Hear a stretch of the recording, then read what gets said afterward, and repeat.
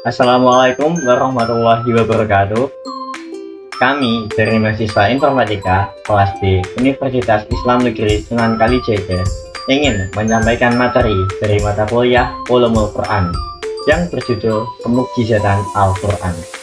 Saya Erlang Bima Nugroho dengan NIM 067. Dan saya Magnesi Kiantaki dengan NIM 076. Saya Farhan Raditya Farizki Pasha dengan NIM 016. Kita akan membedah kemukjizatan Al-Quran. Baik, kita mulai dari sejarah kitab sucinya. Sebelum melangkah lebih jauh lagi, mari kita lihat terlebih dahulu ke latar belakang secara historis turunnya Al-Quran. Al-Quran sendiri tidak turun secara sekaligus, melainkan secara berangsur-angsur selama kurang lebih 23 tahun.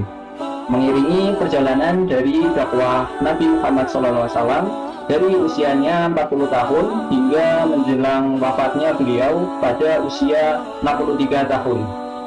Al-Quran menutup mata rantai kitab Samawi terdahulu seperti kitab Taurat, kitab Zabur, dan juga kitab Injil. Keistimewaan mutlaknya terletak pada jaminan keaslian yang dijanjikan langsung oleh Allah Subhanahu wa Ta'ala dalam Quran Surat Al-Hijr ayat 9, sebuah jaminan yang tidak dimiliki oleh kitab-kitab terdahulu sebelumnya. Next, untuk definisi dan hakikat mukjizat. Sekarang apa sih arti dari kata mukjizat itu sendiri? Jadi secara bahasa, mukjizat berakar dari kata ajaza atau ijaz yang berarti melemahkan atau membuat pihak lain tidak mampu. Imbuhan tak marbutoh di akhir kata memberikan makna superlatif, artinya sesuatu yang sangat melemahkan. Secara istilah ulama, mukjizat adalah suatu peristiwa luar biasa yang dititipkan Allah kepada seorang nabi sebagai bukti kenabian yang tidak dapat ditandingi oleh siapapun.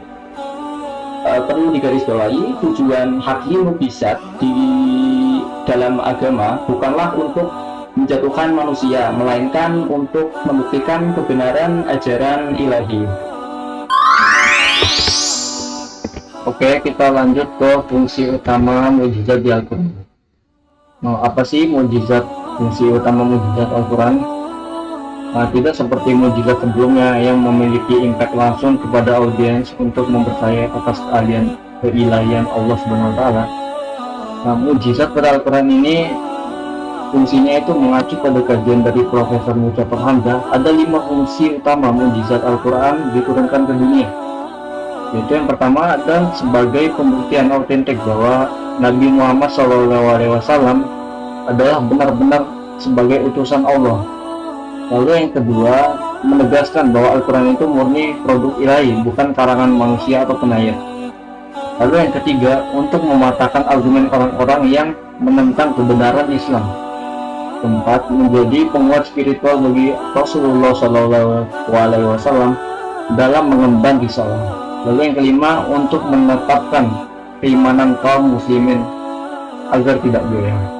Oke, sekarang kita masuk ke keunggulan Al-Quran dibanding mukjizat lain. Lantas apa sih yang membuat Al-Quran unggul mutlak dibanding mukjizat nabi-nabi terdahulu? Ada 3 alasan utama. Menurut Suswanto ini yang menulis jurnal tentang mukjizat Al-Quran. Menurut beliau, Al-Quran itu bersifat abadi, sedangkan mukjizat fisik para nabi terdahulu langsung lenyap begitu para nabi wafat. Yang kedua, sasarannya adalah penundukan akal dan pembukaan hati secara jangka panjang, bukan sekedar memukau pandangan semata hanya pada waktu sesaat yang mudah dilupakan.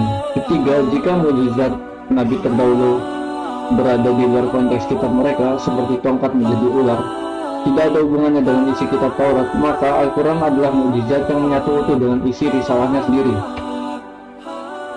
Itulah yang membedakan mukjizat Al-Quran dengan mukjizat nabi-nabi terdahulu.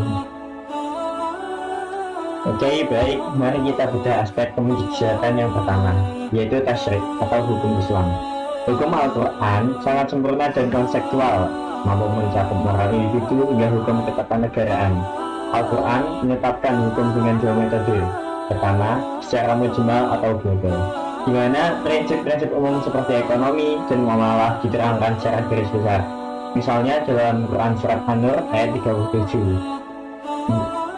Lalu rincian praktisnya diserahkan kepada sunnah Nabi dan ijtihad ulama. Kedua, secara tafsili atau rinci, Al-Quran memberikan aturan yang sangat rigid untuk hal-hal yang rawan konflik, seperti hukum waris, pernikahan, dan prinsip perjuangan atau jihad seperti dalam Quran Surat At-Taubah ayat 41. Oke, selanjutnya aspek mukjizat yang kedua. Aspek kedua adalah isyarat ilmiah atau sains modern. Al-Quran selalu merangsang manusia untuk berpikir kritis. Di dalam teksnya terdapat isyarat ilmiah yang baru terbukti di abad modern. Pertama, di bidang astronomi, Quran Surat Yunus ayat 5 membedakan istilah matahari sebagai dia yang berarti obor atau sumber cahaya sendiri, dan bulan sebagai nur yang berarti pantulan cahaya. Kedua, di bidang geologi, melalui prinsip isostasi bahwa gunung memiliki akar yang tertanam dalam kerak bumi untuk menstabilkan guncangan. Ketiga, di bidang botani dan meteorologi, Quran Surat Al-Hijr ayat 22 mengisyaratkan fungsi angin yang mengawinkan atau yang bisa disebut lawakih, baik penyerbukan pada pertumbuhan maupun penggabungan proton awan hingga menjadi air hujan. Aspek berikutnya yaitu aspek ketiga dari kemukjizatan Al-Quran, mencakup rekam jejak, sejarah, dan kabar gaib. Al-Quran mampu mengisahkan peristiwa dari masa lampau dengan sangat presisi dan juga hidup, seolah membawa kita hadir langsung di tengah kejadian tersebut. Salah satu contoh yang menakjubkan terdapat dalam surat Yunus ayat 92. Ayat ini mengabarkan bahwa jasad Fir'aun yang tenggelam akan diselamatkan agar menjadi pelajaran bagi generasi setelahnya. Fakta ini sama sekali tidak disebutkan dalam kitab Perjanjian Lama dan baru terbukti secara arkeologis di era modern saat ini melalui penemuan mumi Fir'aun Merneptah yang masih utuh. Lebih dari itu, Al-Quran juga mengungkapkan hal-hal yang tak kasat mata pada masanya, seperti membongkar niat asli yang tersembunyi di dalam hati orang-orang yang munafik.